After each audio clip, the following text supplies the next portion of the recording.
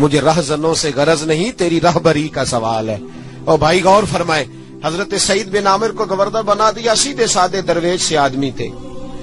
کچھ مہینوں کے بعد حضرت عمر خود ان کے صوبے میں پہنچے، جامع مسجد میں سب لوگوں کو جمع کیا۔ جب سب لوگ جامع مسجد میں جمع ہوئے تو حضرت عمر فاروق نے فرمایا اپنے گورنر کے بارے میں بتاؤ کیسا ہے۔ یہ ہے جمہوریت۔ ادھر دیکھیں جی، میری بات پہ توجہ فرمائیں، یہ جمہوریت ہے۔ گورنر سامنے کھڑے، فرمایا بتاؤ گورنر کیسا ہے؟ تو لوگوں نے کہا 4 شکایتیں ہیں گورنر صاحب سے۔ اس کو حضرت ابن جوزی علیہ رحمہ نے نقل فرمایا، 4 شکایتیں۔ کون سی؟ کا پہلی شکایت یہ ہے کہ گورنر صاحب جب شروع میں گورنر آئے تھے تو فجر کی نماز کے بعد ہی لوگوں کی بات سننے لگتے تھے، اب نماز پڑھ کے گھر جاتے ہیں، 9-10 بجے واپس آتے ہیں۔ دوسری شکایت یہ ہے کہ ہفتے میں 1 دن ملتے نہیں۔ تیسری شکایت ہے صرف دن کو ملتے ہیں، رات کو نہیں ملتے۔ اور چوتھی شکایت یہ ہے کہ کبھی کبھی رونے لگتے اور بے ہوش ہی ہو جاتے۔ آپ نے عجیب دیوانہ گورنر بنا دی۔ حضرت عمر نے حضرت سعید بن عامر کی طرف، بول بھئی تیری شکایات ہیں۔ جناب سعید بن عامر کہنے لگے حضور میرا راز نہ ہی کھلتا تو اچھا تھا، اگر آپ نے کہا ہے تو کہہ دیتا ہوں، بتائیے۔ فرمایا تیری پہلی شکایت ہے کہ تو فجر کے بعد گھر جاتا ہے، 9-10 بجے آتا ہے۔ جناب سعید بن عامر رو پڑے۔ گورنر صاحب کہنے لگے حضور غریب ہوں، نوکر رکھنے کے پیسے نہیں، بچے میرے پاس موجود نہیں، بیوی میری بیمار ہو گئی ہے، 30 سال اس بھلی مانس عورت نے میری خدمت کی، اب بیمار ہے، نماز پڑھ کے گھر جاتا ہوں، اپنی معذور اور بیمار بیوی کو ناشتہ پکا کے دیتا ہوں، اگر اس کے کپڑے بدلنے والے ہوں تو اس کا وجود دھو کے کپڑے بدلتا ہوں، گھر میں جھاڑو دیتا ہوں، برتن مانجتا ہوں، لوٹتے دیر ہو جاتی ہے۔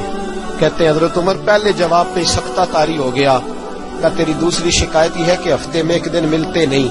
تو سعید بن عامر عرض کرنے لگے حضور کرتا میرے پاس ایک ہی ہے، ہفتے میں 1 دن دھو کے خشک ہونے کو ڈالتا ہوں، بیوی کے کپڑے پہن کے بیٹھا رہتا ہوں، ٹھنڈ کا موسم ہے، اثر وہی ہو جاتی ہے۔ کہتے ہم لوگوں کی آنکھوں میں آنسو چمکنے لگے۔